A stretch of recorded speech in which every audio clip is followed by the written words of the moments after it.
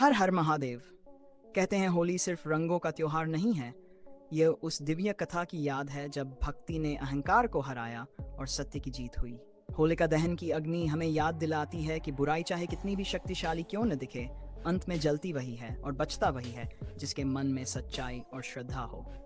लेकिन एक पल रुककर सोचिए, जिस दिन को भगवान ने प्रेम, क्षमा और नई शुरुआत का प्रतीक बनाया, क्या हम उस दिन सच में उसके संदेश को निभाते हैं, या फिर जोश में आकर वही गलतियां दोहरा देते हैं जो धीरे धीरे रिश्तों को कमजोर कर देती हैं। होली का दिन होता है, चारों तरफ रंग उड़ रहे होते हैं, ढोल की आवाज गूंजती है, दोस्त हंसी मजाक कर रहे होते हैं, बच्चे पिचकारी लेकर दौड़ रहे होते हैं, घरों से गुजिया की खुशबू आ रही होती है, पूरा माहौल उत्साह से भरा होता है।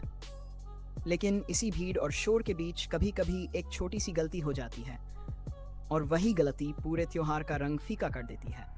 पहली गलती है जबरदस्ती रंग लगाना। कई लोग कहते हैं बुरा न मानो होली है, पर क्या सच में सामने वाला सहज है?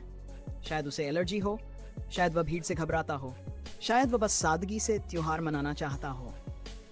जब हम किसी की मर्जी के खिलाफ जाते हैं, उस पल हम त्योहार की मर्यादा तोड़ देते हैं। भगवान ने हमें स्वतंत्र इच्छा दी है, तो क्या हमें दूसरों की इच्छा का सम्मान नहीं करना चाहिए?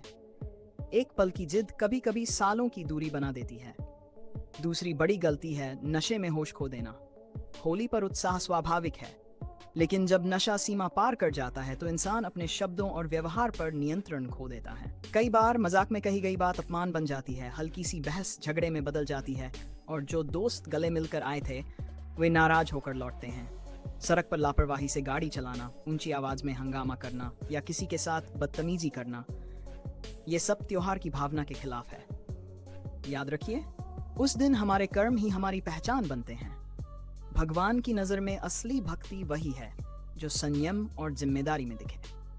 तीसरी और सबसे खतरनाक गलती है खराब और केमिकल वाले रंगों का इस्तेमाल। बाजार के सस्ते रंग कई बार त्वचा और आंखों को नुकसान पहुंचा देते हैं। कुछ लोग मजाक में गीले रंग को जोर से रगड़ देते हैं या ऊंचाई से पानी के गुब्बारे फेंक देते हैं, जिससे गंभीर चोट लग सकती है।